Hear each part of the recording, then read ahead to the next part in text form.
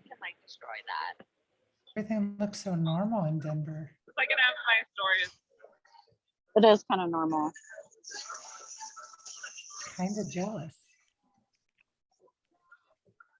Yeah, it's a little strangely normal, but because I've been spending a lot of time on the East Coast and it's very different here. It's normal. Okay, bye.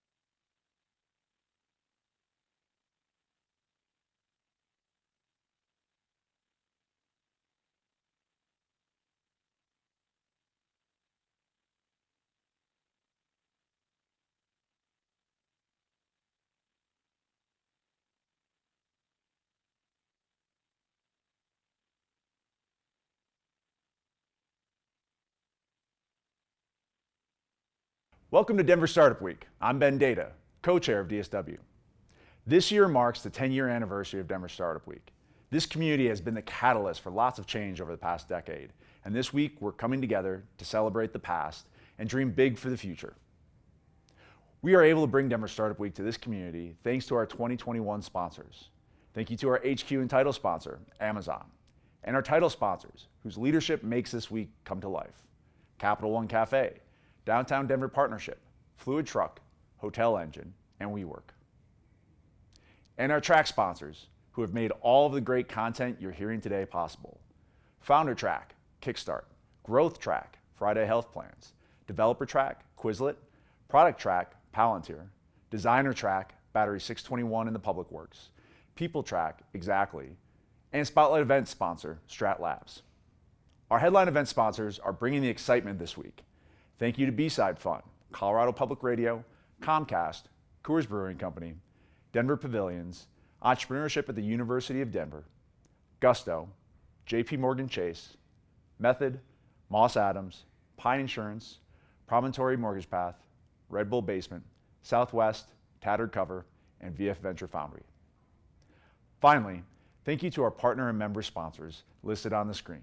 Please say thank you to these companies as you enjoy our hybrid Denver Startup Week. And don't forget to use hashtag Den Startup Week to share your experience and moments of inspiration on social media. Have a great week.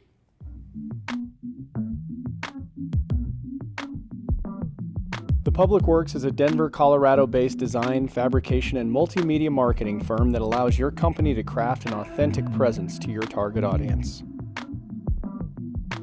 For the past 15 years, the Public Works media team has been telling stories with words, pictures, and films.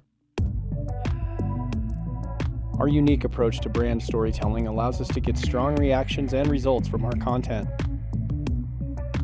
We work in experienced and nimble teams with our crew of producers, directors, and cinematographers that all have first-hand experience and international presence. We are fortunate to have amazing clients that allow us to get wherever we need to go with the right tools for the highest production value. Lots of people can take a pretty picture. Just look at Instagram. While we believe our images speak for themselves, what really sets us apart is our decades of experience, our network, and our ability to make shit happen when it counts. We love bringing unexpected partners together to create added value for everyone, and most of all, we love when we finish a job confident that we've not only executed, but elevated the end product, and we know that everyone involved enjoyed the process. Our company was founded on the idea that life is about learning and teaching through every experience. We apply a strict discipline of work hard, play hard, and make great fucking work.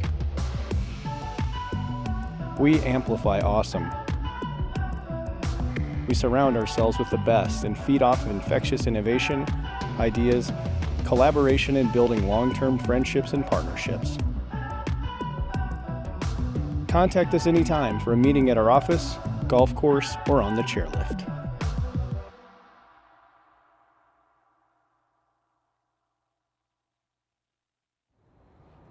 Hi everyone, welcome to Denver Startup Week. I'm Castle, the Designer Track Chair and member of the Denver Startup Week Organizing Committee. Thank you for joining us for the 10th anniversary of Denver Startup Week. At Denver Startup Week, we strive to make all of our sessions a space where attendees can connect, learn, and grow, regardless of age, gender identity, gender expression, race, ability, or sexual orientation. A special thank you to our sponsors for their support in helping us keep DSW free and accessible for all, especially our designer track sponsor, Battery 621, and the Public Works. Thank you for joining us and have a great week.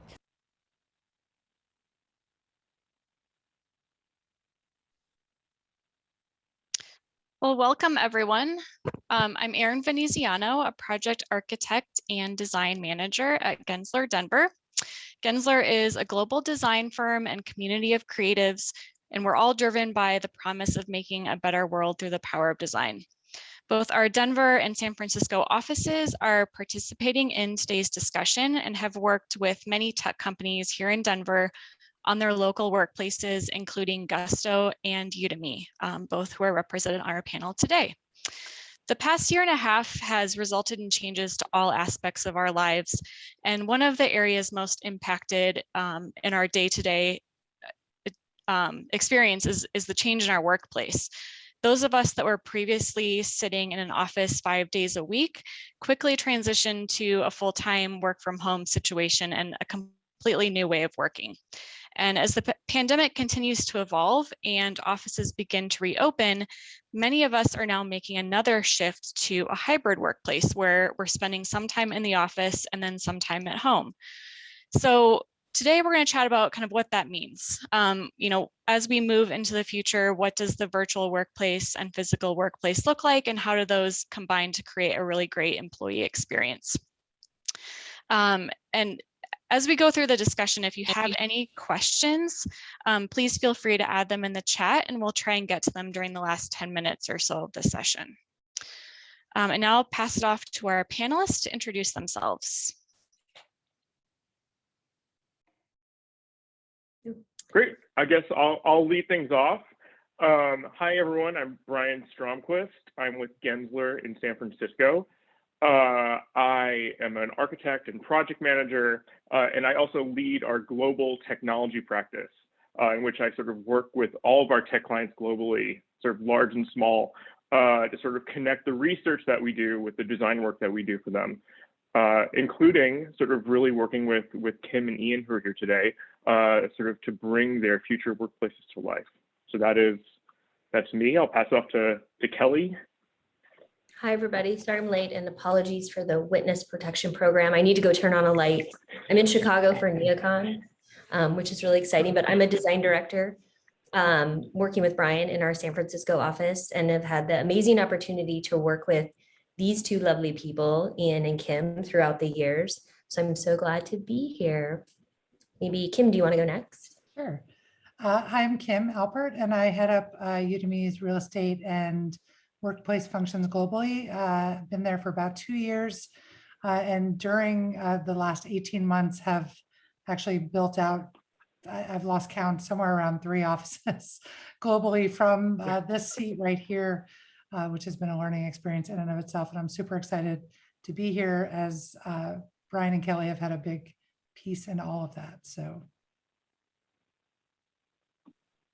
Great, and I'm Ian.young. I'm with Gusto. I'm the head of build-outs, which includes workplace design.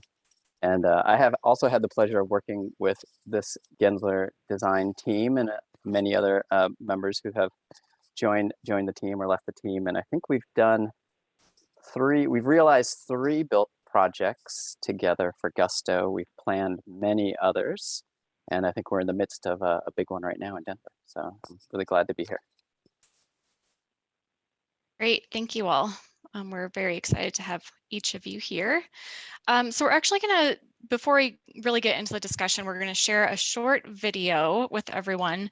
And Brian, do you wanna do just a quick intro on that while I get it queued up? Although after that public works ad, I wish I dropped a few more F-bombs in here, but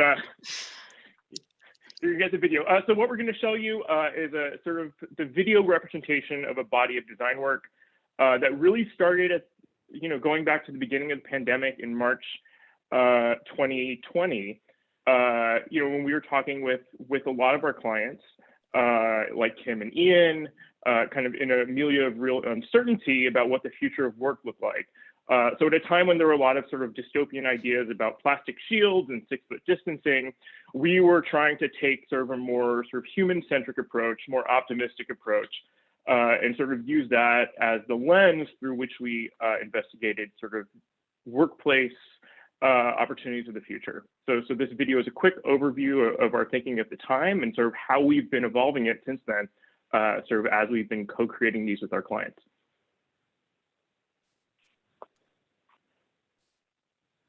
Your offices, workplaces, and campuses may be empty, but your culture is still alive. Because culture isn't confined by walls, it lives in the heart of your employees, wherever they are and whoever they are with. But culture needs a connected community, a place of diverse perspectives, where worlds collide, paths intersect, and ideas ignite. A workplace with heart. Wonder meets well-being.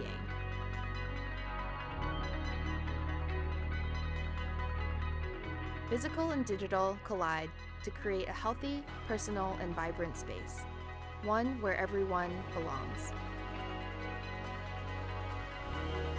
Fully connected, ready to collaborate, and set to uncover the next big idea.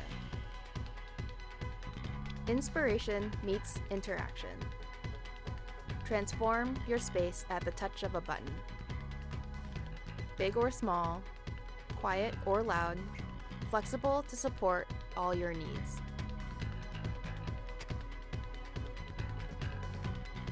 Outfitted and optimized, built for innovation and celebration.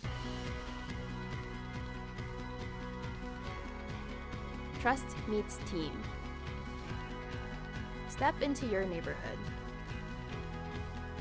An immersive space for co-creation, conversation, and focus. United as a collective, let's make our work matter. This is a workplace with heart, meeting people where they are, refreshed, refueled, and empowered to carry culture back into the world.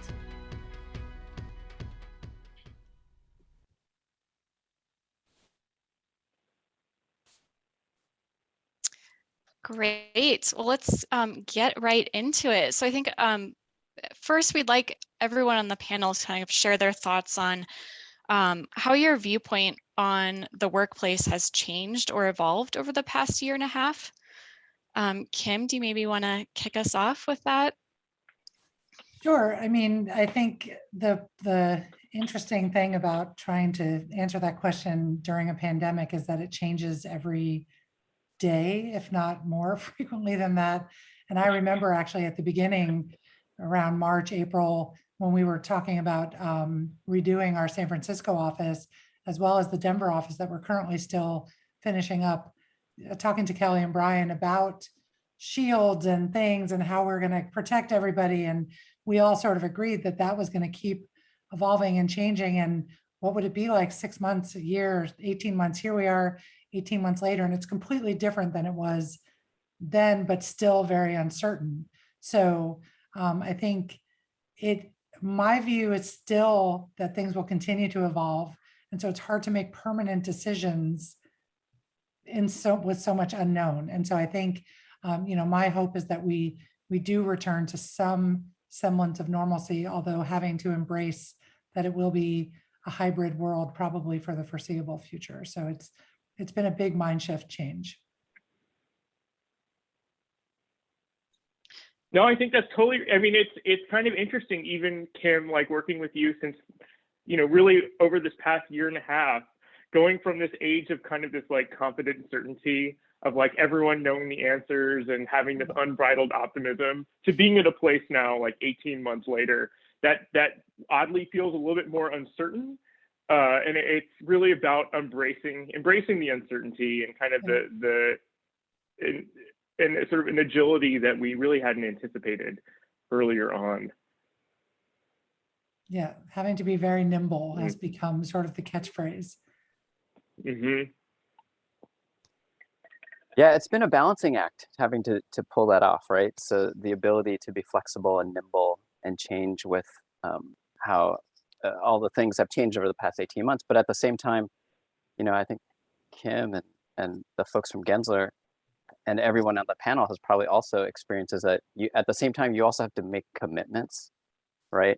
And we have to appear very confident about these commitments and the decisions that we're making and the whys behind them all, right? And so as dates kept moving for when we were returning back to the office and who was going to return and how many and what to expect when you came back to the office, at every step of the way when we had to push those bits of information or those dates, we still had to commit to them before we knew if they were really going to happen. So that I thought, you know, that was really, it was very challenging at first, but then after a while it became, you know, like muscle memory. You know, it's like you get used to it, but you also can't, you have to fight off that urge to be like, it's not going to happen. No one's going to show up day one, right? Because we can't do that.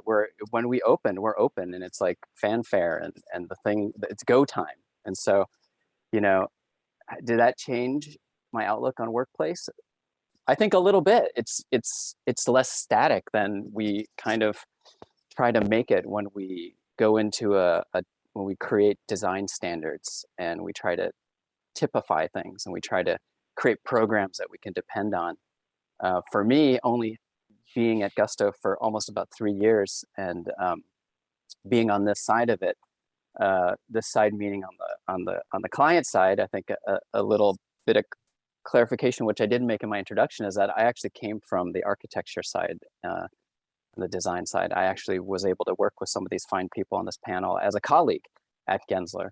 So having made that change, you know, a lot of my thoughts on the workplace naturally evolved because of that journey. But I think specifically over the past 18 months, one of the biggest things that I would add to this conversation is having to change our thought on the physical place and spend a lot more time and incorporating people who are going to be fully remote, people who are going to be partially remote, and thinking about that digital divide, right?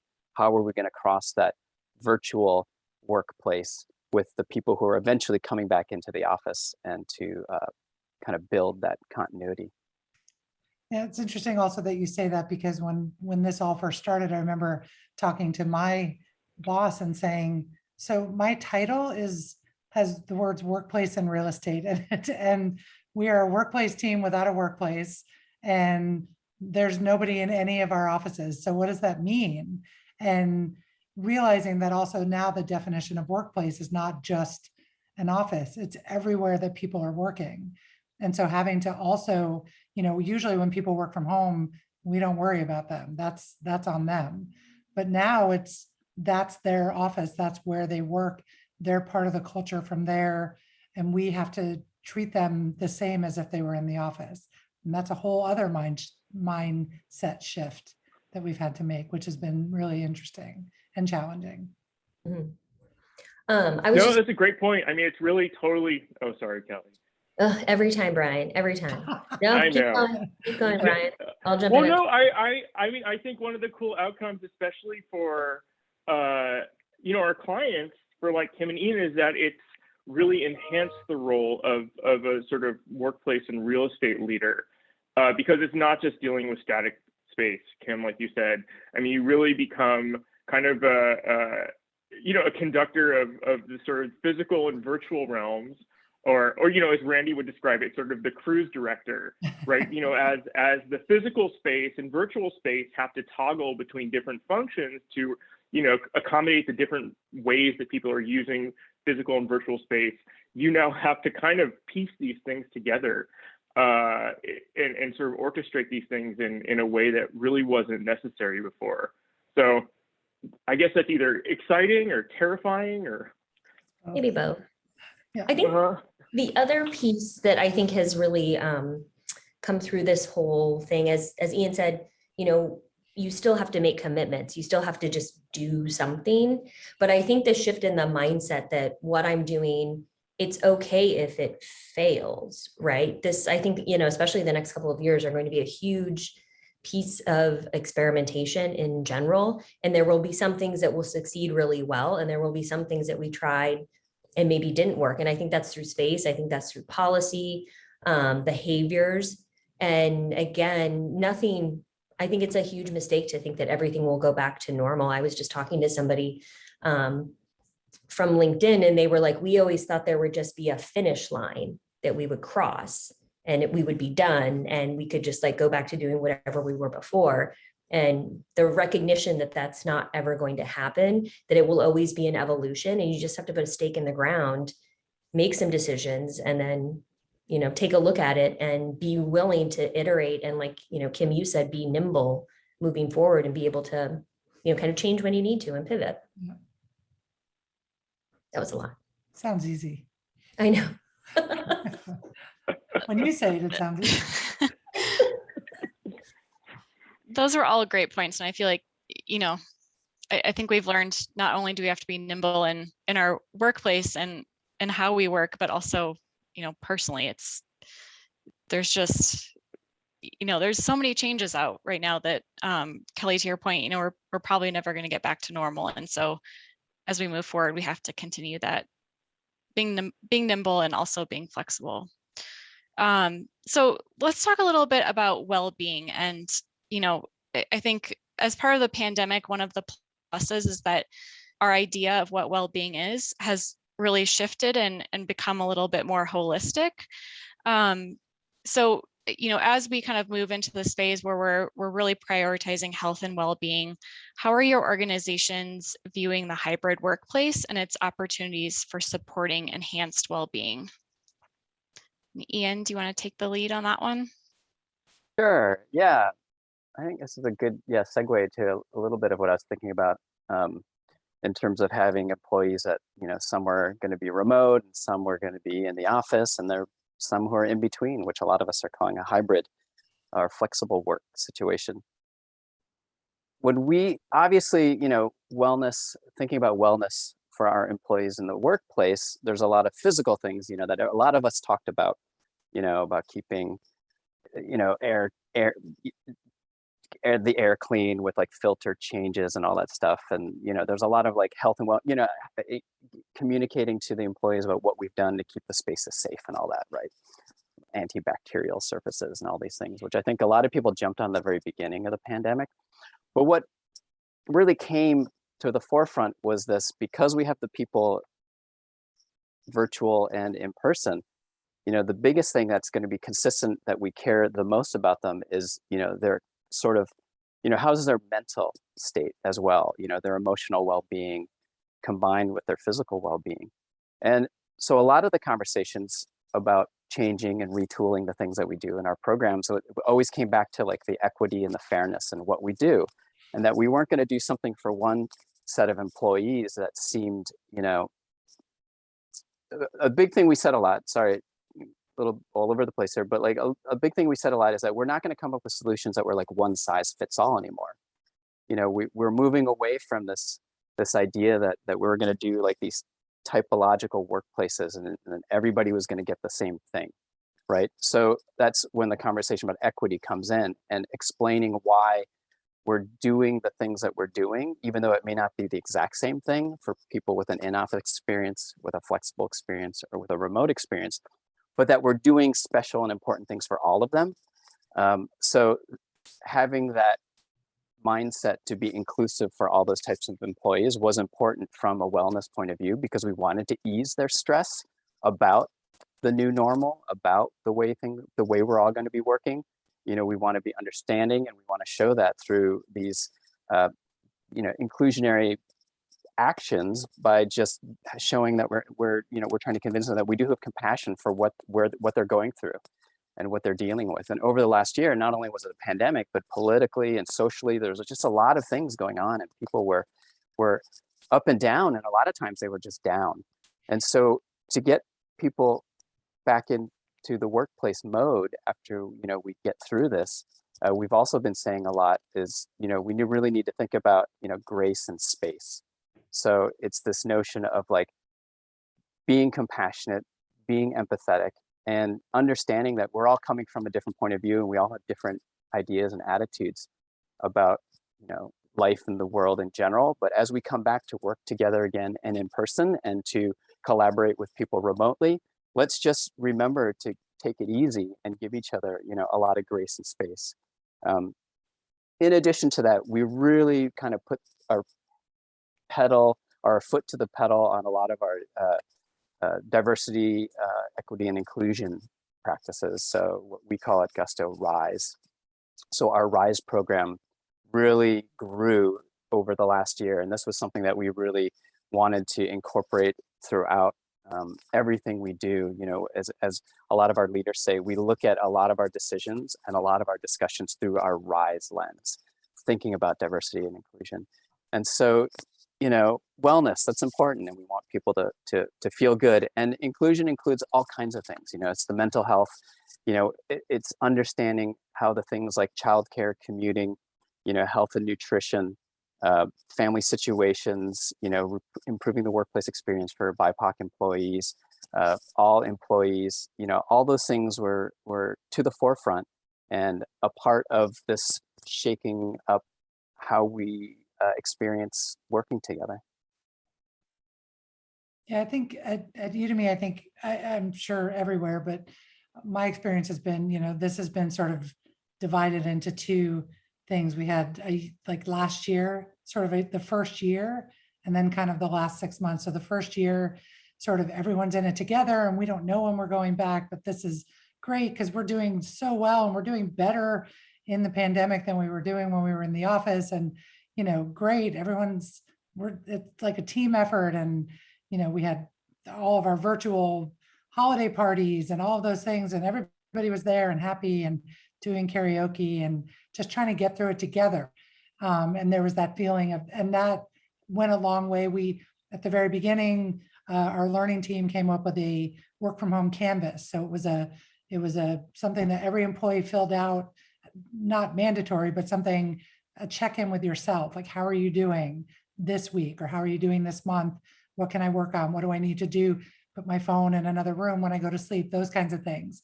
And so those kinds of things, everybody was all gung-ho to do. And then sort of fast forward to like 6 months ago, when now we're at the beginning of 2021, and like, do we have to do this again? Because I don't think we have another year in us of this. And how do you get people through that part?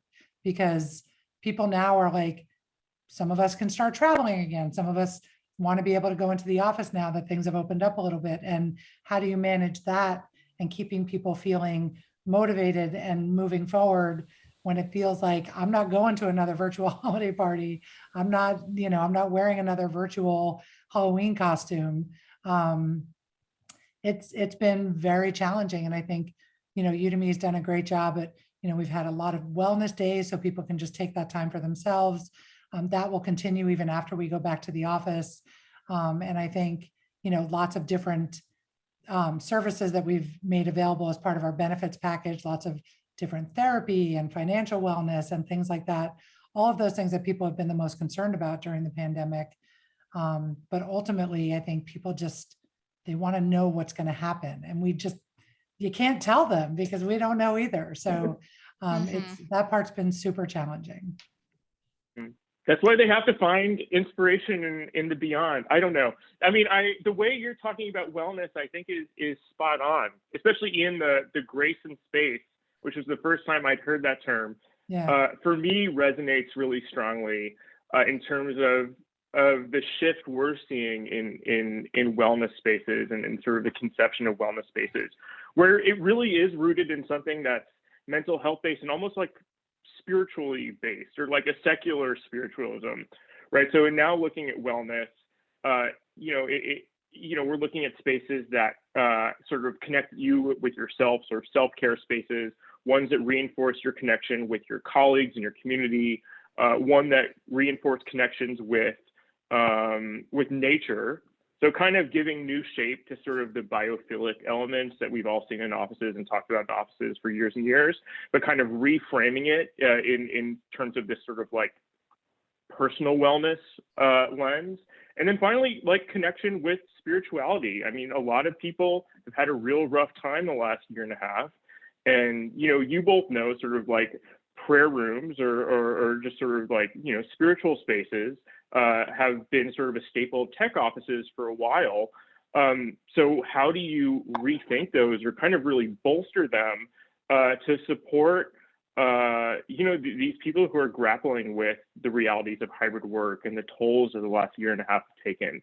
So I think this sort of laser focus on wellness and mental wellness is exactly the way, at least that I'm seeing it, that sort of wellness amenities are going.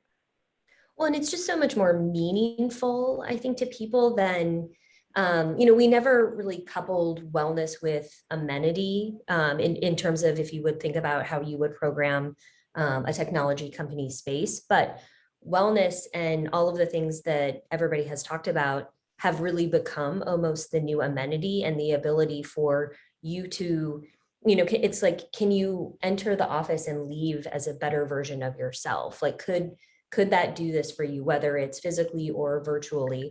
And I think the fact that companies have this, like Brian said, this kind of hyper focus on wellness and everything that means, again, I think it just connects people to their company's mission and value system in a way that, a slide 10 years ago was never going to do, really, at the end of the day. So I think it's just like we're becoming more human, which I personally think is really cool.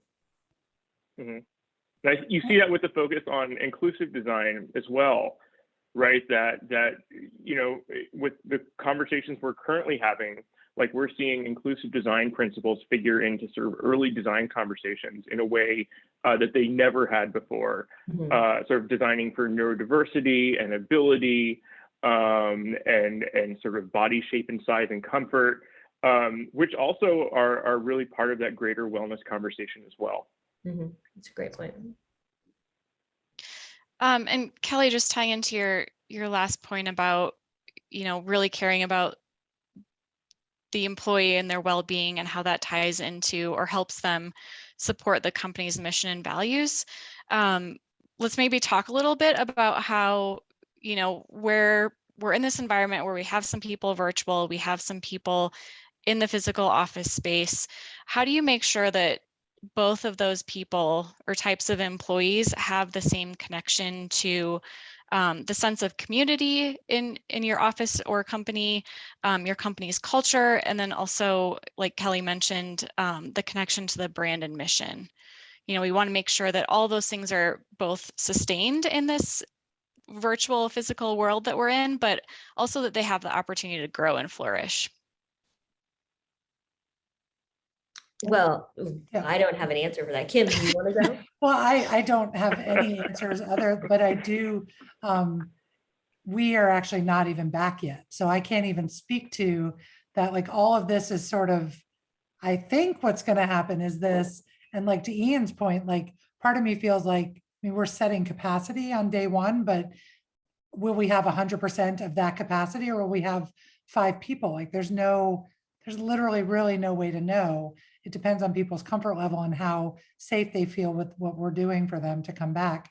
But also in the midst of all this, we also did a rebrand a couple of months ago. So now not only are we shifting, sort of getting people back to the office, but also needing to change again what it looks like before they come back. And so it's just there's lots of layers of challenge there, including in Denver, where we're opening this amazing, beautiful new office soon, thanks to Gensler and all of those folks.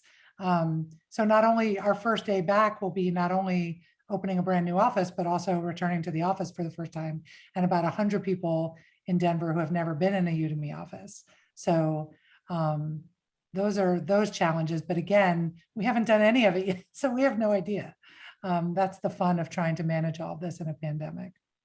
Well, and I think, from Gensler's perspective, we have, 50 offices all over the world. Our Asia offices, they're open. Nobody has to wear masks. Same with Europe. Just their rules are different. And in San Francisco, we've definitely opened up with, all of the things associated with that. And I think it's been really interesting because for me, as a design director, I'm only as good as my teams at the end of the day. And so spending time with them is really important.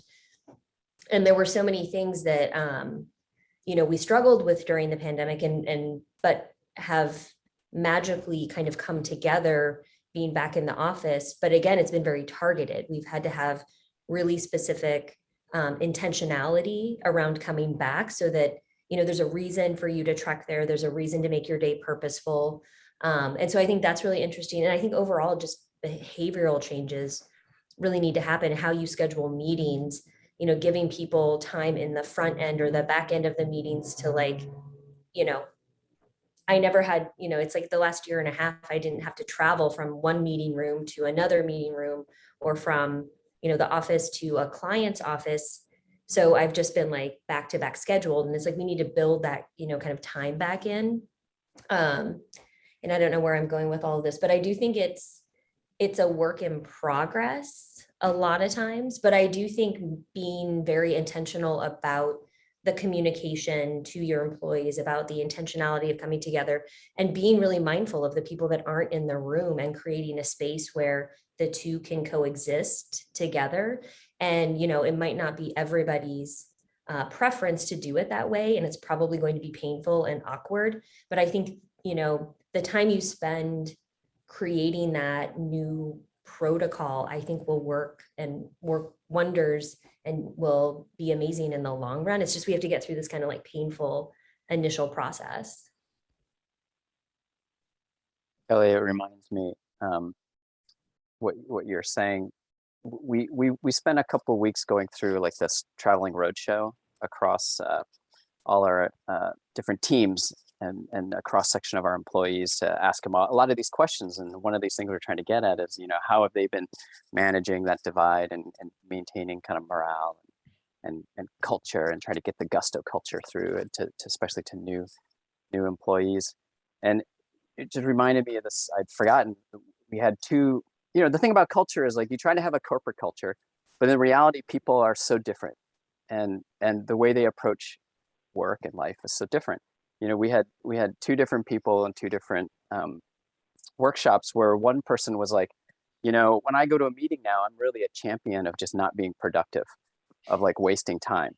You just got to give the people on the meet. We're having so many Zooms, we're having so many meetings. You just got to give people the space to just like be silly or goof off or just talk about the most inane or whatever it is they want to chat and like kind of waste a little bit of time of the meeting. Sort of like, old fashioned, like break the ice or just relax a little bit or whatever, where we had another person. And I really shouldn't say the teams they came from because it's kind of interesting because the teams they came from sort of like are stereotypical. But another person came from a completely other point of view where they were like, we're having so many inefficient, that's what it was. They were championing inefficiency. This other person was like, we're having so many meetings. And I need to be more efficient, and we all need to be more efficient with our time, that sometimes we just need to be more rude to each other, right? And the point of view is like, why are we all here in this meeting?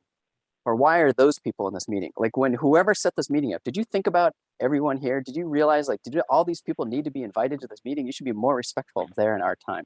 So, it's like emblematic of, personalities, but what we as a company have tried to like embrace is like, yeah, that's your personality. And can we, get positive things out of that? And can we have a way where it's not just the super extroverted people all the time?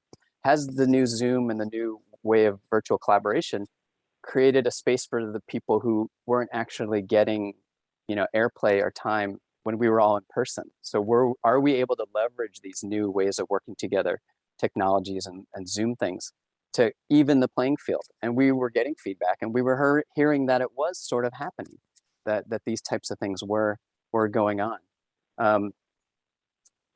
More specifically to corporate culture, what I think that I've observed that's been effective at Gusto is that there's been a lot of encouragement to leaders, not even leaders, but just people representing all different parts of the company to really get engaged and participate in as many, all hands or special events or presentations. We have these weekly little, what we call Rise Bites, which are these small diversity, equity, and inclusion sessions where they pick a theme, and then you may do a little workshop, or do homework, or watch a video or something, and then you show up and there's just like a little 30-minute discussion or even longer, trying to get people engaged in that. And so what's been nice is, because we've had so many new employees, that a lot of people have been committed and been engaging, and so that you can see for yourself how the Gusto culture is permeating, even though we're only meeting through Zoom, because we're seeing a lot of people actively on Slack, and they're posting, and they're sharing, and we talk about our values, and we really talk about, just giving good, honest feedback, constructive feedback, being transparent. Everybody, we're all in this together. We're like, it's the same thing that you guys are all talking about in your companies, but I've seen it as an effective way to really increase engagement and the sense of your corporate culture, and from the history to the new, because people are there and they're telling the story. So it's like a lot of storytelling. You hear about why certain inside jokes or names or this or that, where they came from, where we failed. We like to talk about a lot of our failures. These were things that made sense in the beginning, but then we learned that they were sort of like non-inclusive, and so we had to stop doing them. Or some of these nicknames are actually bad, or these inside stories or whatever. And there's been a lot of just transparency, like you see from leadership on down, or people just talking about things that work and don't work. And that creates a continuity of where Gusto came from and where people want to take it.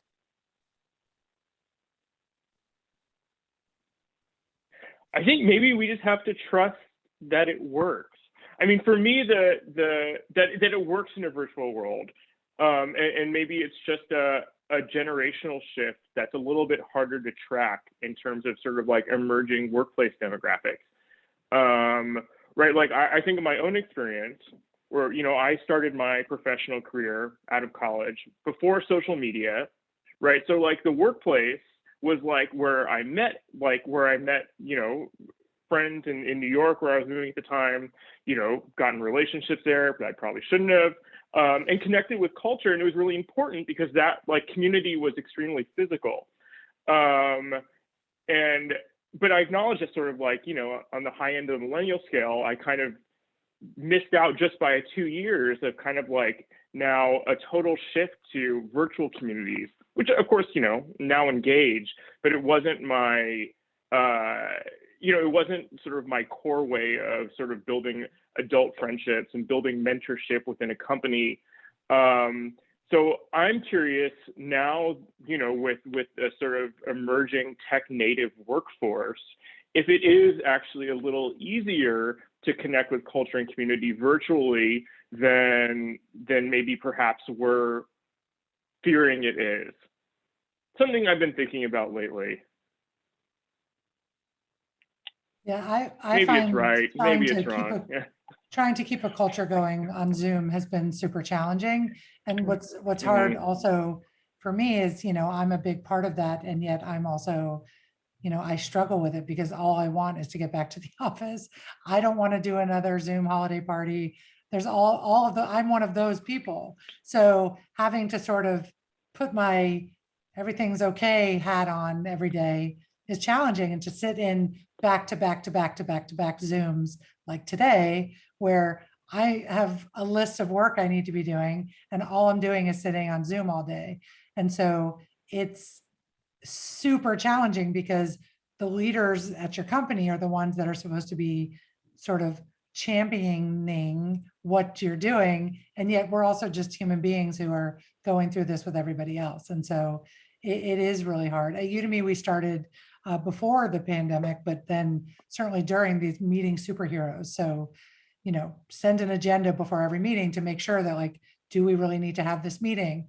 End the meeting on time or end it early. If you're done, stop the chit chat. Like Ian said, let's get a little rude and just be like, I gotta go. But you know, nobody does it. Nobody does any of it. We just sit on the meetings until they're over, and then you're late for your next meeting. So it's hard. It's hard to keep everybody engaged and involved in the culture when you're sort of struggling with it as well. It's a challenge for sure. I personally love the root approach. I even have a colleague who documents how many times I say, I gotta bounce. Gotta bounce? Like in the last gotta bounce, last 10, 15 minutes of a meeting. I like the people who just put it in the chat and then they just go. They don't even say, peace, gotta go. It's awesome.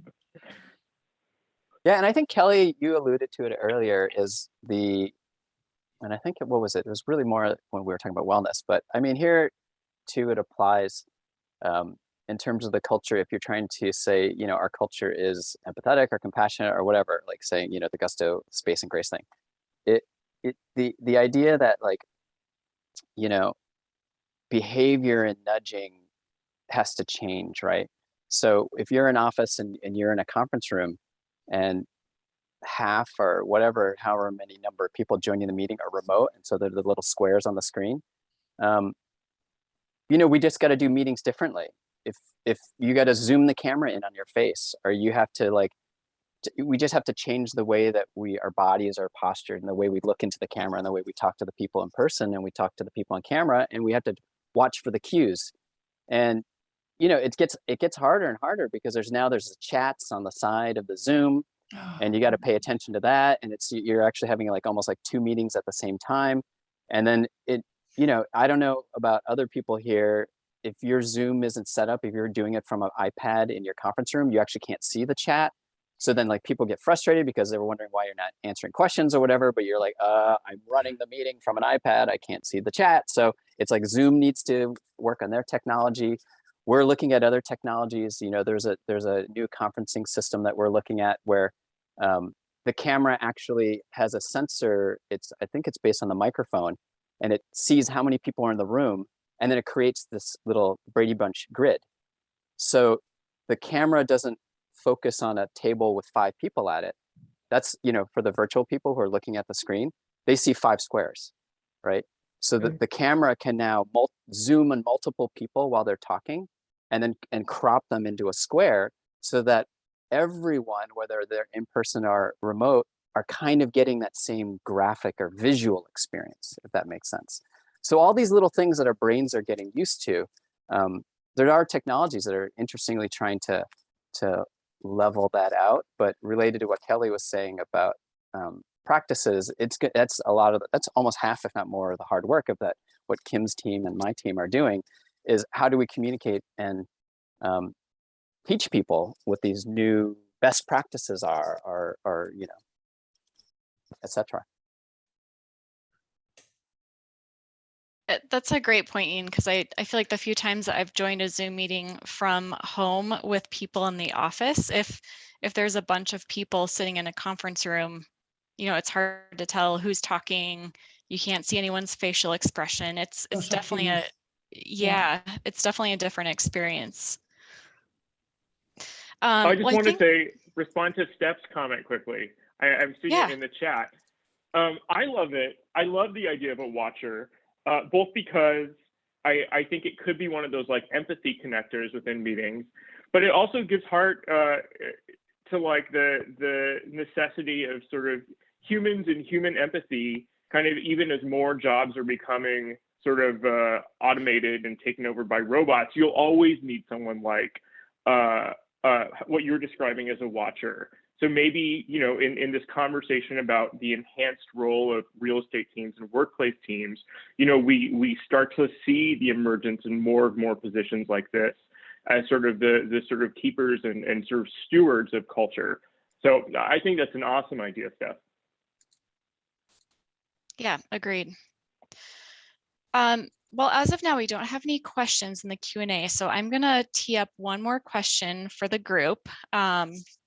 and hopefully we can get through it here in our last 13 minutes. But Brian kind of mentioned in his intro that as a company, Gensler does a lot of research, and as part of that, we do a lot of surveys. So last year we did a great work from home survey, just gauging everyone's thoughts and feelings about working from home.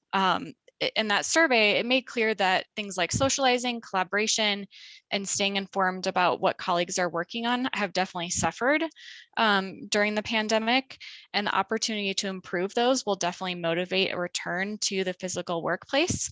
But the survey also showed that 45% of folks are currently excelling in their remote environments and really enjoy the autonomy and independence and the ability for accelerated focused work. So as we shift to a hybrid work model that meets employees in the middle by providing the freedom to either work from the office or work from home, how can the physical office space best address other needs? Brian or Kelly, do you want to share your thoughts on that? I mean, I think it goes back to the wellness conversation we were having earlier, right? That's like the missing, what's missing from socialization and collaboration and focused work is sort of the wellness piece that's critical to the operation of all of those. So, looking at both how like Ian and Kim were talking about both components of wellness, kind of the mental wellness side and sort of, looking at it through the inclusive design lens. And I think that's going to be the big pivot for the workplace in terms of it's able to provide that kind of experience. And I think the other key pieces, and it's what, Ian referred to earlier, where there's not going to be a one size fits all approach to any of this, right? Every company is different. Every culture is different. Even within one company, depending on how big you grow, you have to start thinking differently, when you start to enter into other markets. And so I think it's figuring out what the right process is for you. I love, I think stuff that we're, finding the data to validate, that's one thing that, I think Gensler is really interesting is we really do invest in research. And not only do we invest in research, but, we also have this like amazing treasure trove of clients, with Ian and Kim, where we're having, I think really interesting and compelling conversations about what companies are doing. And we're able to map that to say, this is a company of a larger size that's actually doing something that you're interested in doing. And here we have information we can share about what's working well for them or what's not. Or, hey, you want to take on a super different approach that nobody's ever done before, and we'll help you figure it out. But what I think it's like finding the right balance of what makes sense for each one of the companies. And first, for some clients, it's about creating almost this like social hub, right? Where I'm cool working from home. I get a ton of, stuff done in my office or in my private space, but I really do miss that socialization, like you said, Erin. And so the office is more of a social club environment, and it's about gatherings, it's about coming together, it's about big brainstorms.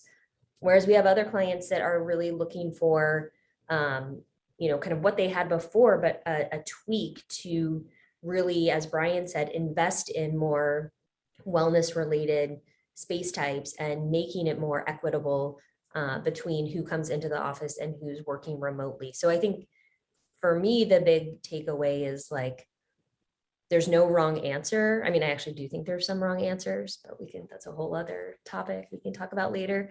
But that it should be really specific to your company, which I think is the important piece of it. That what works for somebody else isn't going to work for you, and that's totally okay. What's also interesting is when there's conflicting messaging within your company. So like when we first started designing and talking about the Denver office, we were building it as if, I think that was back when we were sort of like, things are going to go back to normal within a few months. So let's just design it that way. And then we tweaked it because our CEO is super conservative about when we're going to go back, which is why we still haven't, because he's very much been saying we're doing so well during the pandemic. There's no reason for us to rush back if we don't need to. Let's follow what other companies are doing and see how they do, which is fine. But then in the next, so we pulled back, we less desks, more collaborative space, hybrid, everything. And then, now he talks about, we're going to be taking over the whole building in Denver, and that's where we're going to be growing, and that's where we're going to be. So we need all the floors and all this, like you just said, like a year ago, that we're not even back in the office yet. And he's already planning our next 5 floors in the building, which is awesome. But so even within the company, not even just based on what other companies are doing, and even from the same people, they're saying something one day and then something else the next day. And for the same reason, none of us really know, because we want it to be that way, but we also know it maybe won't be. So how do you plan that? And how do you design that? It's very challenging and exciting also, but challenging for sure. Yeah, I mean, Erin, I thought it was interesting that you, I think you called accelerated focus, or that the sort of last year and a half either accelerated focused work or made it brutally efficient, which is great from company productivity metrics. But again, tying it back to kind of this wellness thing and just joy thing, maybe a kind of brutal focus and brutal efficiency isn't what we need right now. And it really is that around, whether it's kind of the water cooler talk, which Steph, I know you mentioned in the comments, whether it's these sort of silly cultural pieces, but there's a downside to brutal efficiency that we've all sort of keenly experienced the last year. So with that, I think, going to your question about sort of, how the office will be changing. I think early on in the pandemic, we were indexing hard towards kind of the social piece and the collaboration piece. You do your focus work at home, and the office would pivot more towards sort of social activities and collaboration activities. But I think now we see, we have a little bit more nuanced understanding and see the office still needs to sort of provide the same things. It needs to be a focused space as well, right? Because when you sort of cloister yourself at home or in a third place to do your focus work, you actually don't get kind of these joys of interruptions that you do get in the office. So I think you need the balance of sort of focus with everything else, rather than focus happens here and fun and collaboration happens here. But it's a dial at the end of the day. And I guess. Yeah. And I it's think different for everyone. Yeah. I think Ian, you were going to jump in too. Well, thanks, Kelly. Yeah, just exactly what you guys are saying. We obviously, probably because we've been working with you and we've been looking at some of these strategies. When we started thinking about, Kim, when you guys embarked on your project, it sounded way more challenging because you were just pretty early or much farther away, right? And we kicked off our project kind of smack dab in the middle, or well, I don't even know where we are in the pandemic right now, but we were deep into it. And so we had the benefit of seeing some of the workplace changes and some of these panicked decision making, and we didn't have to necessarily fall into that. And so we definitely are using that dial and saying,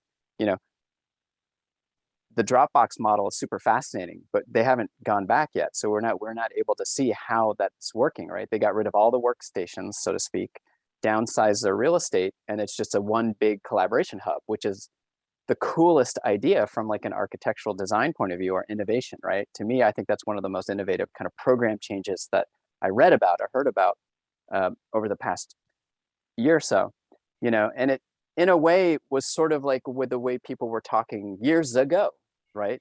When people were talking about hub and spoke models as opposed to campuses and these, I remember years ago, talking to Gensler about, if we were to then have some employees out in the middle of somewhere in the country, do we need to build them an office?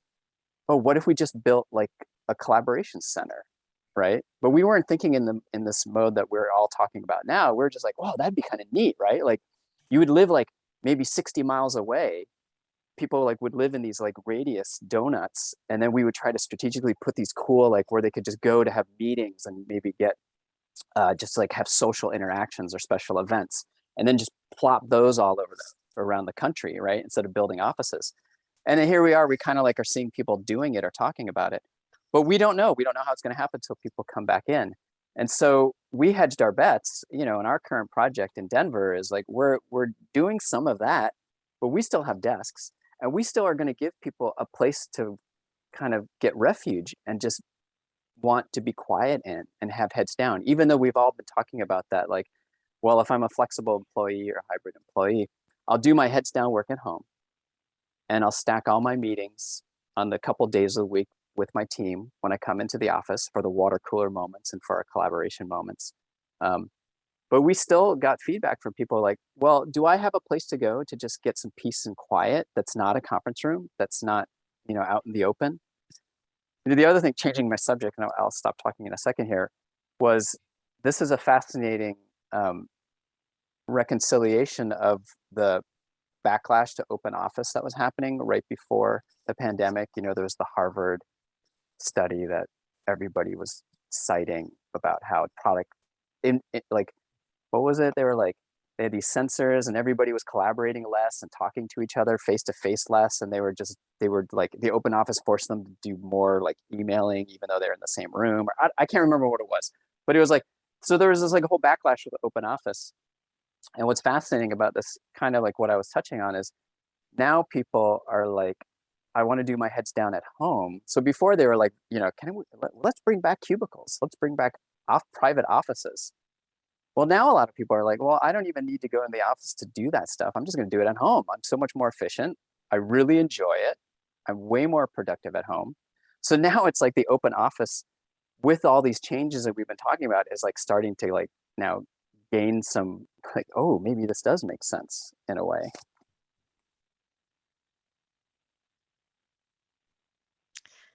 But Well, you can never trust Harvard.